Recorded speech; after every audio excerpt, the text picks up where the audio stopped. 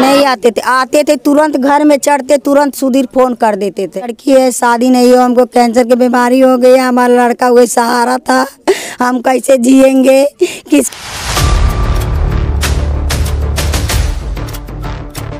नमस्कार, मैं राजीव रंजन, आप स्टेट प्राइम न्यूज देख रहे हैं। अभी हमारी मौजूदगी संतकबीरनगर जिले के मेहदावल थाना के ग्राम सभा कुसौना कला, जहां पर बीते दिन एक नवयुवक की लाश यहीं से पास में ही थोड़ी दूर पर नौलखा कुटी है, वहाँ एक स्कूल है और स्कूल के कमरे में नवयुवक की शव मिलती है और शव संदिग्ध परिस्थिति में मिलती है। ऐसे में बताया गया कि कई लोगों ने आत्महत्या की बात कही तो कई लोगों ने कहा कि ये हत्या है। यहाँ परिजनों के द्वारा ये भी आरोप लगाया जा रहा है कि उनकी हत्या की गई है। इस मामले की पड़ताल कहाँ तक पहुँची है और क्या कुछ खुलासा हुआ, अभी तो सारी भीड़ इंतजार कर रही है डेड बॉडी की, जो कि अंतिम संस्कार के लिए अभी थोड़ी देर में ही बॉडी जो है पोस्टमार्टम से अभी घर के लिए आएगी। उसके बाद से उनकी अंतिम संस्कार के लिए यहाँ से भेजा जाएगा, लाश को यहाँ से ले जाया जाएगा। ऐसे में यहाँ ग्रामीण है और कहाँ तक के मामला पहुँचा है और कब तक कितनी कार्रवाई हो पाई है, इस मामले की जानकारी के लिए परिवार के सदस्यों से बातचीत करेंगे।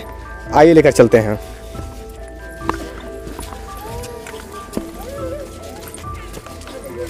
ये माँ है जो अपने इकलौते बेटे की शव के इंतजार में बैठी हुई है। घर का एकमात्र सहारा थे सोनू साहनी, और सोनू साहनी की किस प्रकार से, किन दशाओं में, किन कारणों से मौत हुई है, अभी तक ये मामला खुलासा स्पष्टीकरण नहीं हुआ है, क्योंकि अभी पोस्टमार्टम की रिपोर्ट आने में भी वक्त लगेगा और प्रथम रिपोर्ट जो आएगा उसी के माध्यम से कुछ खुलासा तो अवश्य ही हो पाएगा।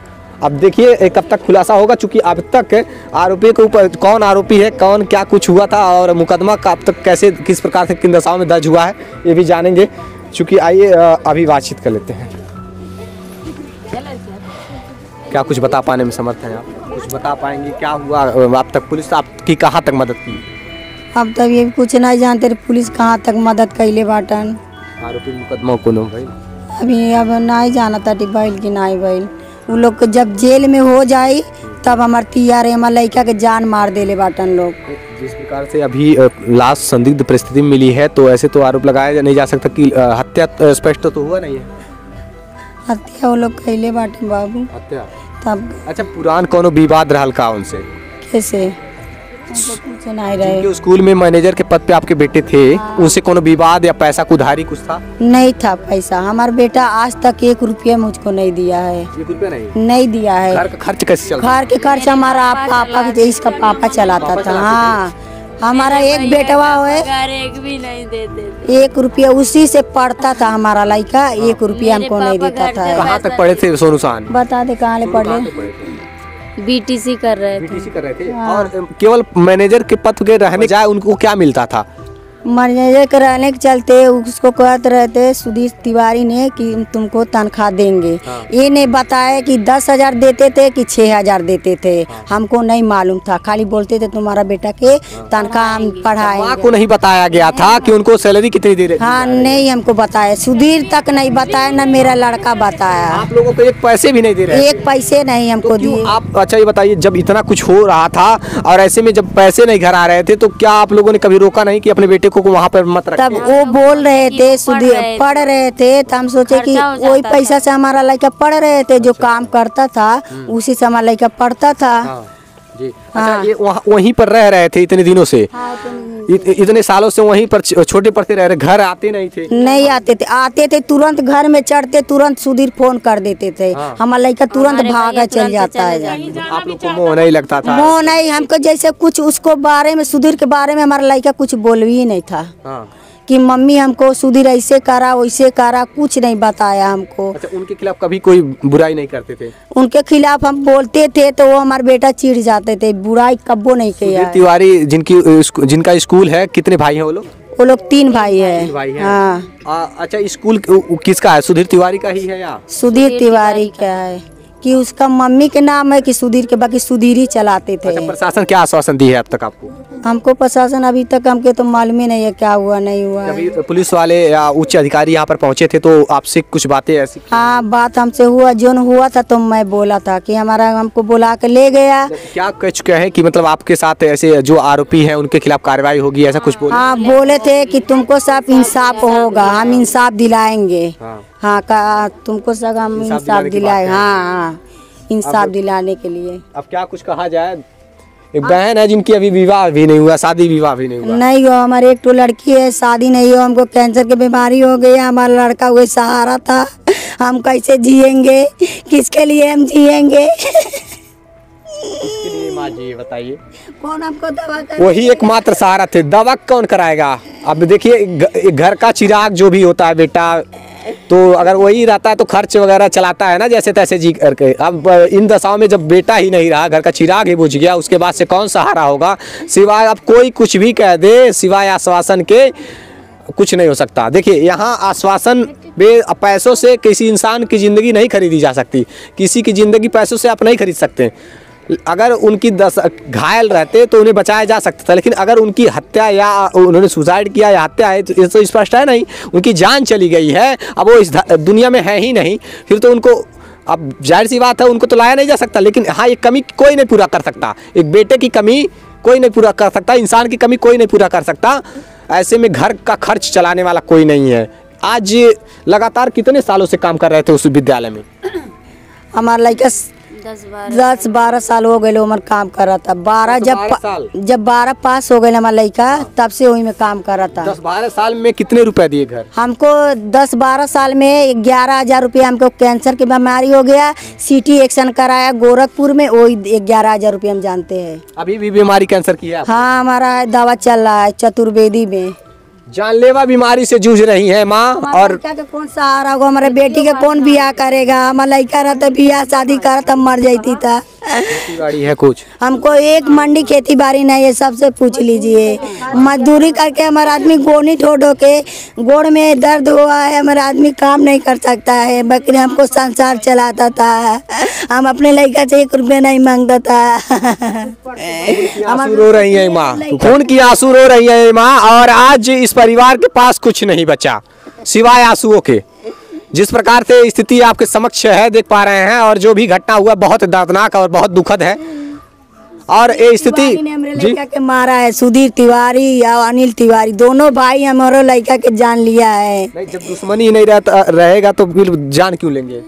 दुश्मनी नहीं तो जान नहीं लिया तो कैसे मरे हमारा लड़का? ऐसा तो नहीं उन्होंने सुसाइड किया हो, आपको नहीं पता? डिप्रेशन में जी रहा? नहीं, हमको नहीं पता था। जाना चाहता था स्कूल से, रो रो कर उनको नहीं बहला कर वहीं पर रखने लगे, नहीं जाने दिया। अच्छा, जाना चाहते थे, स्कूल छोड़ना चाहते थे? 3 बार जाना चाहते। बाकी हमारा लड़का के रो के बहला के रख लेवत रहला। हमारा लड़का गुलाम बना करके रखा? हाँ, गुलाम पर मोहरा बनाता था, ऐसे फेंक के मोहरा बनाता था हमारा लड़का के। हाँ, यानी कि गुलामों की जिंदगी जी रहे? हाँ, गुलामों का। हाँ, 14 सालों से गुलामों की जिंदगी जी रहे थे। कौन सा स्कूल था? बीपीटीएस इंटर कॉलेज एक ऐसा विद्यालय है, उस विद्यालय के कमरे में संदिग्ध अवस्था में सोनू साहनी की लाश मिलती है, जिनकी उम्र 25 से 26 साल बताई जा रही है। और इन दशाओं में बताइए, अभी उनकी शादी विवाह तो हुई नहीं थी, और घर परिवार चलाने के लिए क्या कुछ कहा जाए, 14 साल से थे, आज तक 11,000 से अधिक 1 रुपया नहीं दिए थे। और बहन की शादी करनी है, घर परिवार अगर चलाना था तो पिता के सिवा कोई सहारा, मतलब पिता ही कमाते थे, मेहनत मजदूरी करते थे, तब जाकर घर में चूल्हे जलते थे। अब आइए बातचीत कर लेते हैं कि कंप्लेन जो दी गई है, एप्लीकेशन दी गई है, मुकदमा दर्ज हुआ या नहीं? मुकदमा दर्ज हुआ आरोपी के खिलाफ?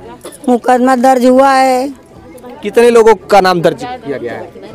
अब हम नहीं जानते कि उसमें एप्लीकेशन में क्या है बहन जी?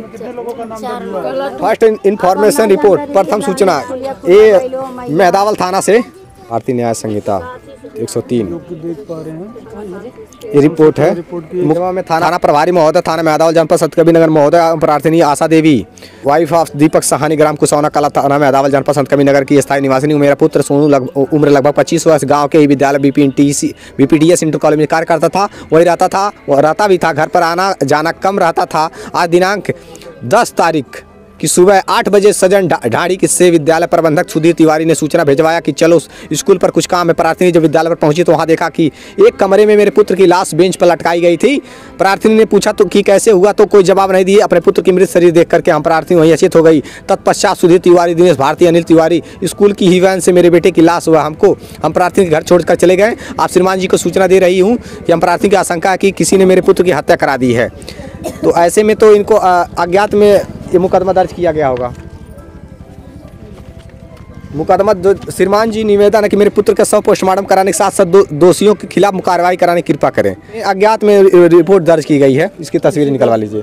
किसी का नाम नहीं है, FIR दर्ज हुई है और ये नामजद नहीं है, अज्ञात है केवल। और ऐसे में जांच का विषय है। जब तक पोस्टमार्टम रिपोर्ट आ नहीं जाता तब तक एक खुलासा नहीं हो सकता कि आखिरकार उस व्यक्ति की, सोनू साहनी की मौत का जिम्मेदार कौन है और कैसे हुआ था मौत। लगातार आप देख पा रहे हैं कि कई घटनाएं सामने आती रही है। ऐसे में मेरा इस समाज, ये जो निषाद समाज है, निषाद समाज के नेताओं से मैं यही चाहूँगा, मंत्री नेताओं से, कि अब जो होना था हो गया, लेकिन चूँकि भाजपा की सरकार में मंत्री भी हैं आप सब, तो इन दशाओं में इस परिवार को इंसाफ दिलाने के साथ साथ इस परिवार को आर्थिक रूप से सहयोग किया जाना भी बहुत ज़रूरी है। जो घटनाएं हो गई उससे अब कोई बदल नहीं सकता, लेकिन हाँ, उनकी आत्मा की शांति तभी मिलेगी जबकि उन्हें इंसाफ नहीं मिल जाता। जो आरोपी है उन पर कार्रवाई नहीं हो जाती। ये स्थिति आप देख पा रहे हैं। अभी थोड़ी देर में डेड बॉडी यहाँ पर पहुँच जाएगी।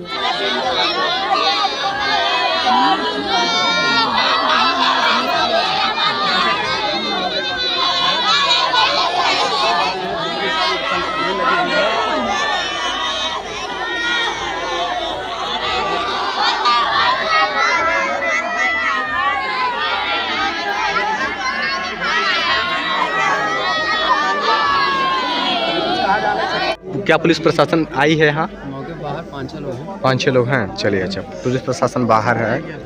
इन दशाओं में अभी देख पा रहे हैं डेड बॉडी को यहाँ रखा गया है। और क्यों बॉडी को क्यों यहाँ रखा गया है? क्या मांगे हैं इनकी? बॉडी को आखिरकार क्यों रखा, क्या मांगे हैं कि क्यों नहीं इस लाश को जलाने के लिए भेजा जा रहा है? हमको इंसाफ चाहिए सर, हमको इंसाफ चाहिए। हमारा लड़का जैसे हुआ है उसी तरह के उसको चाहिए हमको। बाबा, मुकदमा तो दर्ज कर लिया गया है ना? उसको फांसी की सजा होए। फांसी की सजा? हाँ, फांसी की सजा होए। हमारे भैया जान गया, उसको पे जान गया है। ये जैसे ही फांसी लगा, हमारा लड़का उसको भी फांसी चाहिए। इन लोगों का दिल पत्थर हो गया, मतलब रो रो के आँख से आंसू नहीं निकल रहे हैं। जिस प्रकार से आप हालात देख पा रहे हैं, माँ और बहनों का एक मांग और पूरे गांव ग्राम सभा के लोगों की मांग है कि पिताजी हैं तो खून के आंसू हो रहे हैं, मेहनत मजदूरी करने वाले हैं और इनके पास और कोई सहारा नहीं है, कुछ सहारा नहीं है इनकी। जैसे मैं इन दशाओं में मैं आपको बता दूं, मेहनत मजदूरी करके जैसे तैसे अपने परिवार का खर्च चलाते हैं। इनकी मम्मी बीमारी से पीड़ित हैं और उनको कैंसर है। जो घर का एकमात्र चिराग था उनकी मौत हो गई है। लड़की का शादी और बच्ची की शादी करनी है। अभी 2 बहनें हैं और अभी प्रशासन देखिए क्या कुछ कार्रवाई करती है। हालांकि अभी बताया गया कि मुकदमा दर्ज कर ली गई है। अभी आरोपी की गिरफ्तारी हुई कि कोई आरोपी कौन है अभी तो कुछ कहा नहीं जा सकता, चूँकि इस मामले के अभी स्पष्टीकरण नहीं हुआ कि ये हत्या है या आत्महत्या है। ऐसे में पोस्टमार्टम रिपोर्ट का इंतजार में है सब जी। परिजन ये बता रहे हैं कि ये हत्या है, हालांकि पुलिस से मानने को तैयार नहीं है जब तक पोस्टमार्टम रिपोर्ट नहीं आ जाती। बॉडी को यहाँ पे रखा गया है और इंसाफ की गुहार लगाई जा रही है। प्रशासन से भी तमाम मुद्दों पर बातचीत हो रही है।